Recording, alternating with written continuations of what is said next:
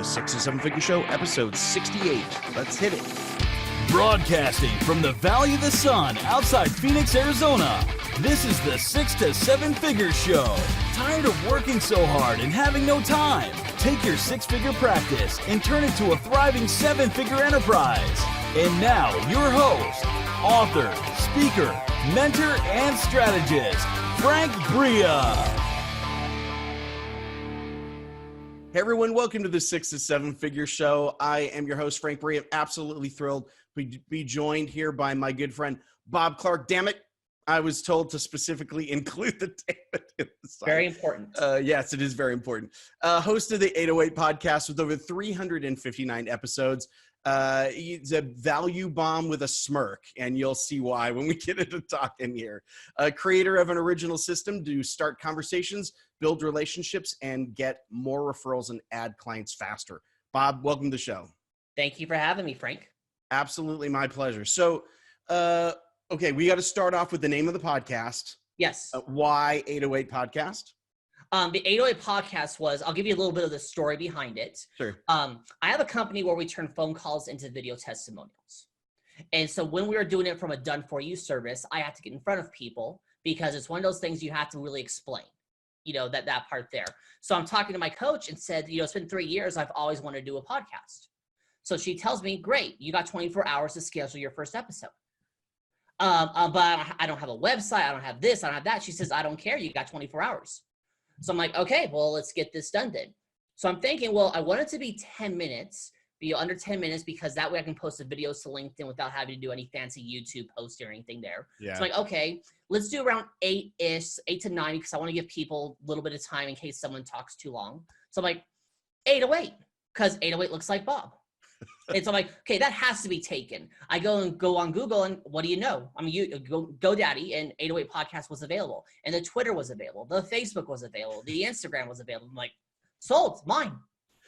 That's the first thing I saw when I saw that when we were first getting acquainted. I was like, oh, he's from Hawaii. I'm pretty sure that's like the area code for Hawaii. Yep. But and there's also the 808 beatbox, which helps build rap songs. Oh, okay. Well, so there's a couple of, but that's, it's really lucky when you find the brand you want and all that stuff is available. It doesn't happen as often anymore. It doesn't. So that's why it's 6 questions in 8 minutes and 8 seconds, because 808 looks like Bob. Yeah, that's awesome. That's literally the reason.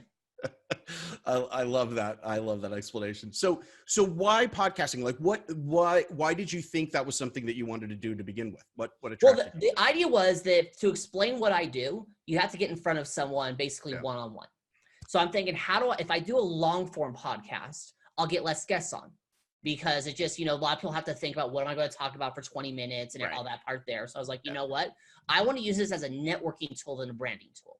So like what you're doing here is great. It's designed to be a branding tool, because you do like 1 or 2 a week and that part there. I build podcasts as networking. So since I can do them so quickly, an entire podcast from the second you log on to log off is 15 minutes, which then gives me 15 minutes to talk to the person afterwards. And I've actually done 392 episodes as of the time of this recording, and only 4 people have said go away after the podcast is done. Huh. That's pretty good. Yeah. Good. It's a good percentage. I think a lot of people, when they think about podcasting, think about the time commitment and all of that. And so the idea of using podcasts for networking, I mean, when I first thought about that, I was like, that's never going to work. I never talk to enough people fast enough, but the format works for that really well, really nicely. It works really well. I mean, if I couldn't have had, again, my 1-year anniversary is coming up, and I will have done over 400 episodes in a year. Yeah, that's pretty good. Yeah. And a lot of people tell me how great, crazy, and awesome that is. But I want to think about it this way. So say you're a business owner who's in hustle mode, like you're working hard. And I tell you, you had 400 one-on-ones in a year. That's good. Don't get me wrong. I'm like, golf clap, but that's not crazy, insane, wow, how did you actually do that type thing? Yeah. But there is something about the podcast format that really transforms the conversation from just a, hey, we're getting to know each other, to a real value add. I mean, it gives you sort of an element of credibility, gives you an element of Hey, I'm doing something for you because I'm getting your name out there. It's Right.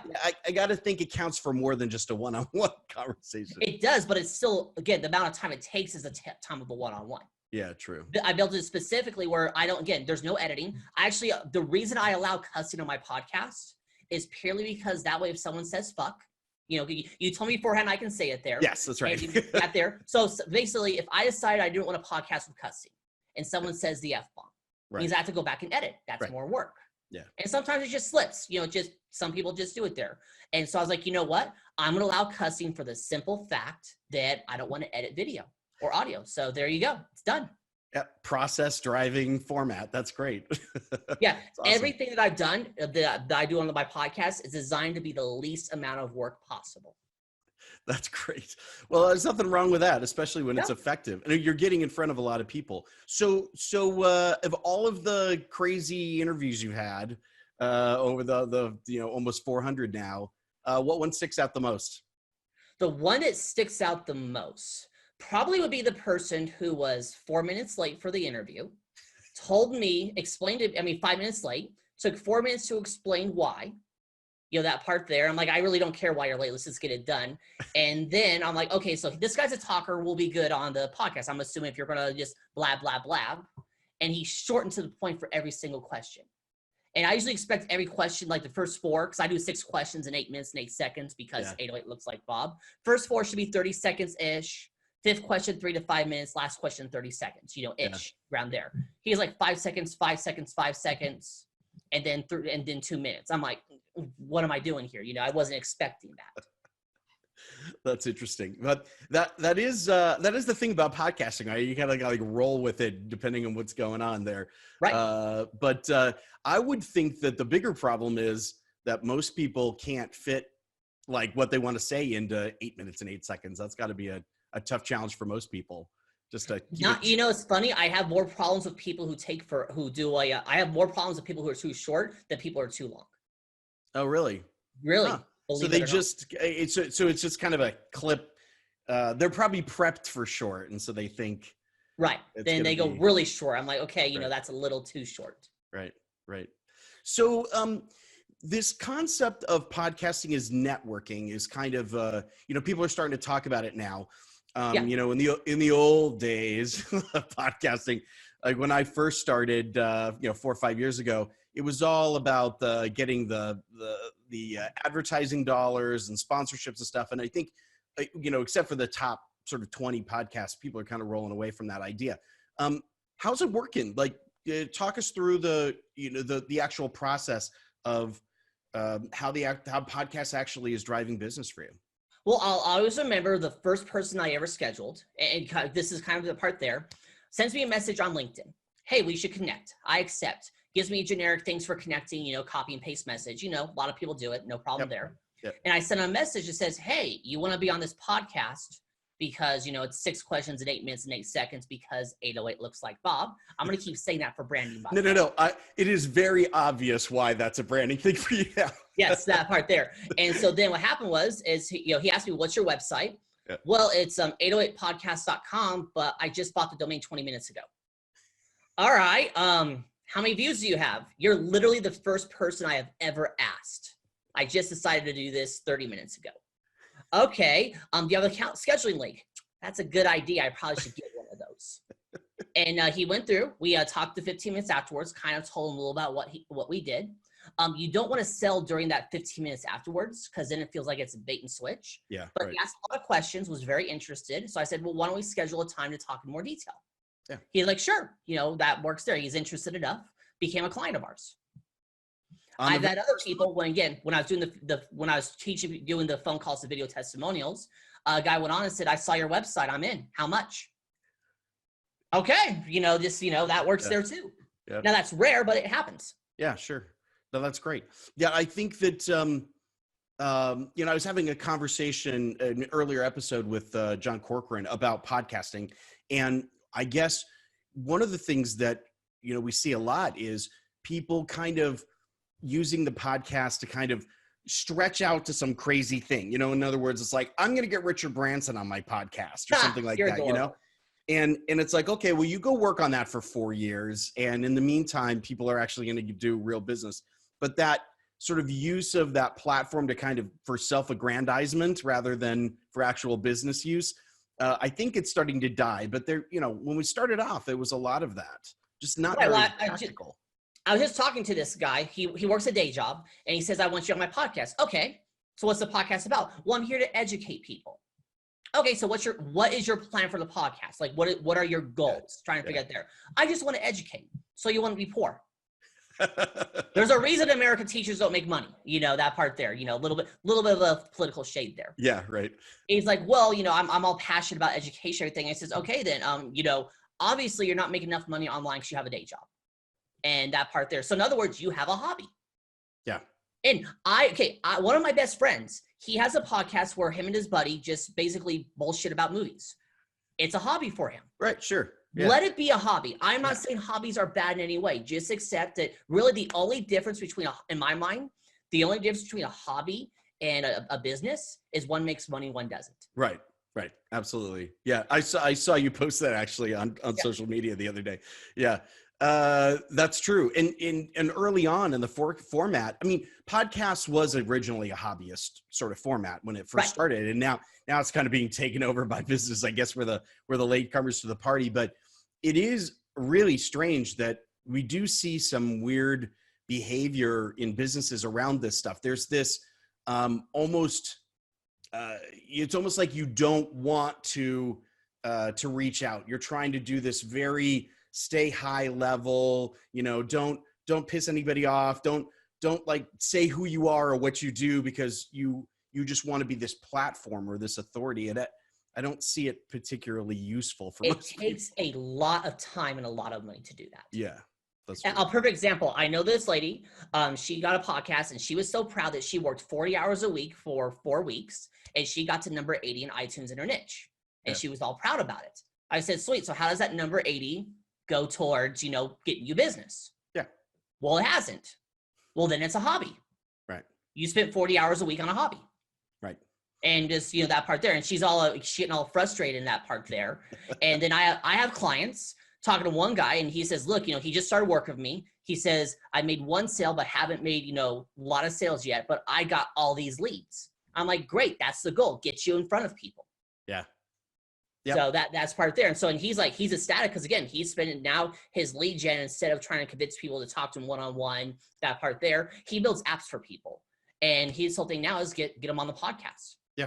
And now they get on the podcast, talks to them. He's listening to see if there's any remote level of interest. And now he's got these people in the sales funnel. Yeah. That's amazing. It's such a smart way to do things. Yeah.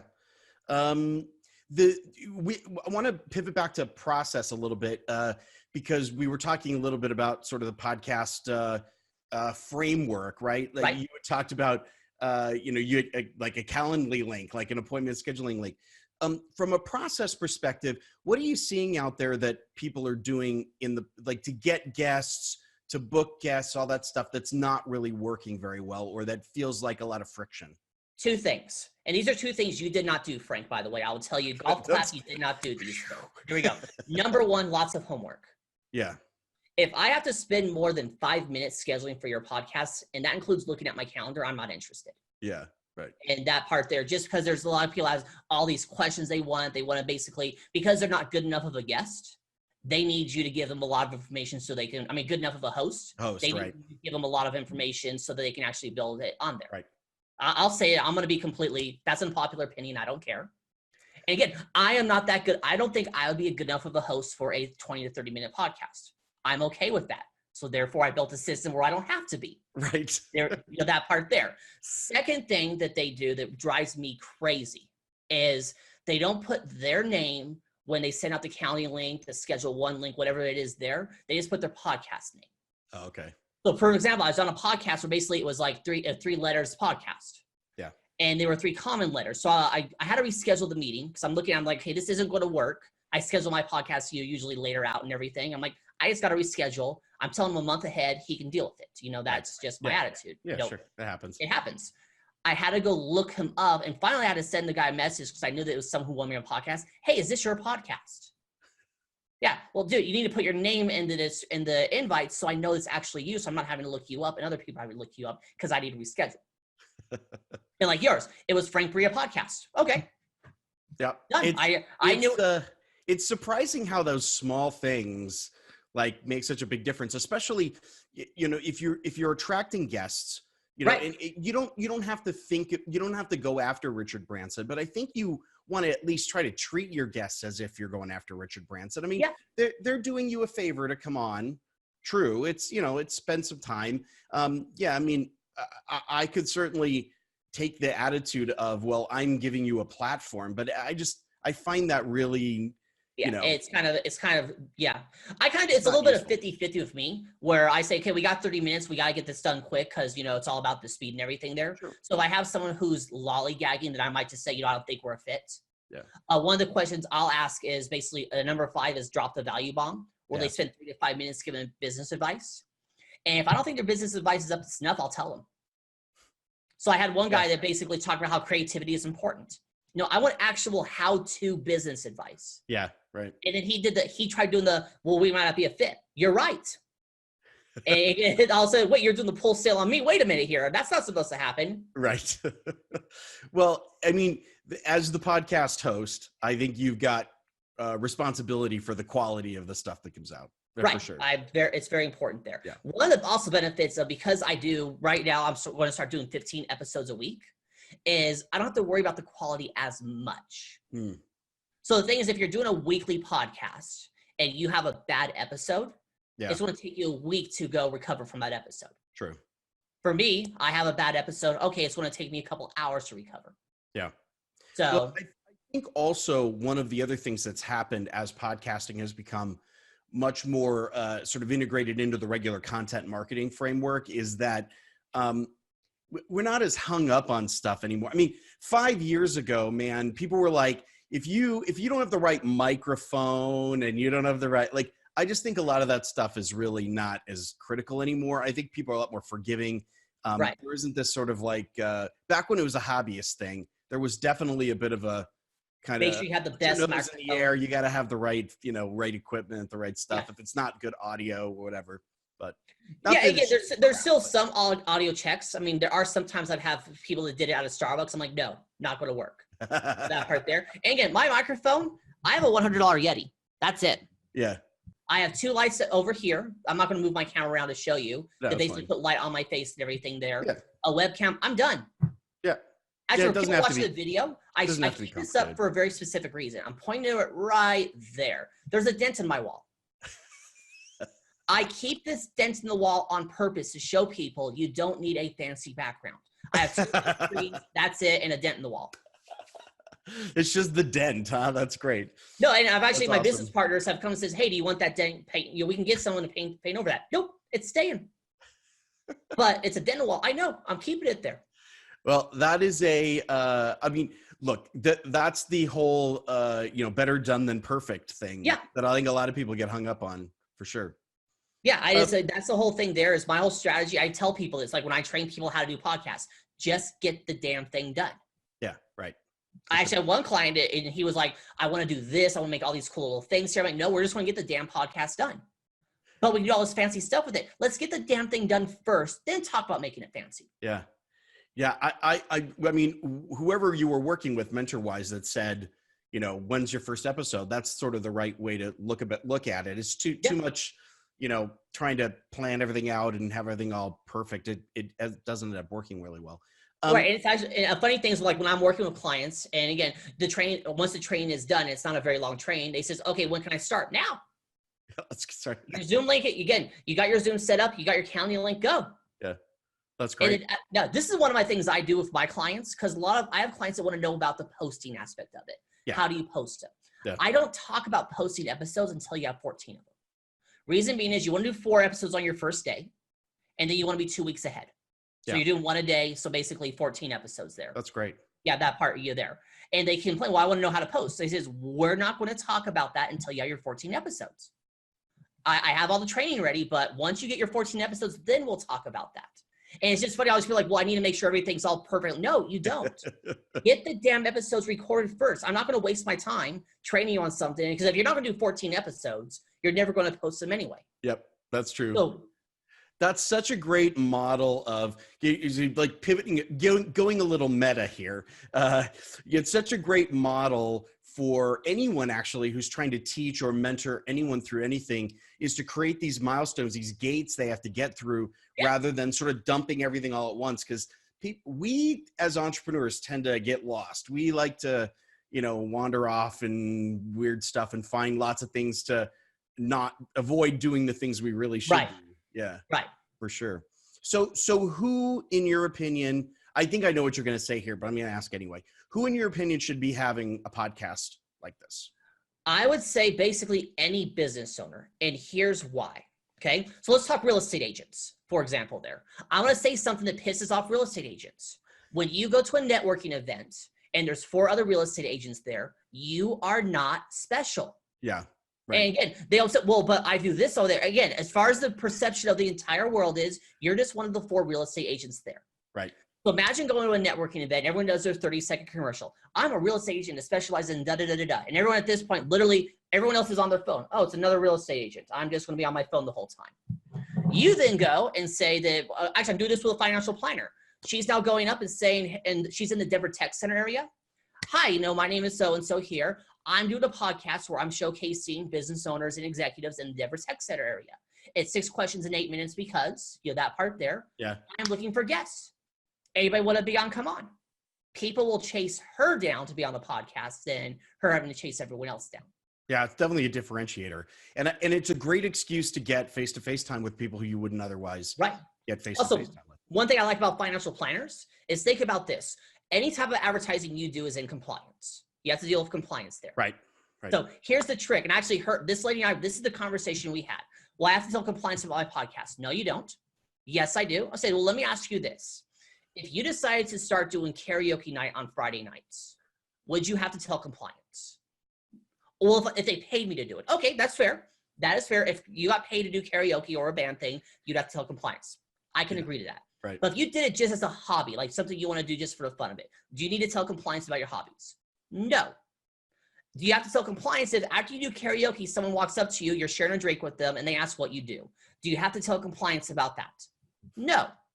Okay, then you're going to do a podcast for the local community. You're not going to talk about finance at all, but it's going to get you in front of all these people you want to get in front of. And she's like, you can see the wheel spinning in her head. She's like, so basically what I'm doing is I'm doing a service for the community. I'm like, yeah. That's what it is there. And it's a hobby. Yep. You don't have to deal with compliance at all. Yep. And we made sure the questions, there's nothing about finance in there. We skirted a little bit, like basically there was nothing, they can say anything. And there you go. Yeah, that's amazing. That's true. And again, because I'm from the old finance world, so I know the whole, we like to use compliance as an excuse. Right. And then okay, so you as a finance compliance guy, everything I said, do you believe that everything I said is totally. That's true. Yeah, absolutely. Yeah, it's very particular around advertising materials. And of course, companies can overdo that, right? They can, if you're internal someplace. But I think it's brilliant. If you're doing, I think what I'm hearing you say is, if it's worth it for you to network, go to a networking event, it's worth it for you to have a podcast. Also, if you want to get in front of people, that part's there. So really, again, my clients, the ones I'm working with right now, they're using a mini podcast to basically get in front of 5 to 10 people a week. Yeah. And that's building their network. Once you get to 100 episodes, which again, if you're doing 5 to 10 a week is actually fairly quick, you're an expert. Yeah. And again, I say it's a pure perception thing. Again, because I'm going to do 400 in a year. Oh my gosh, I'm a podcast expert.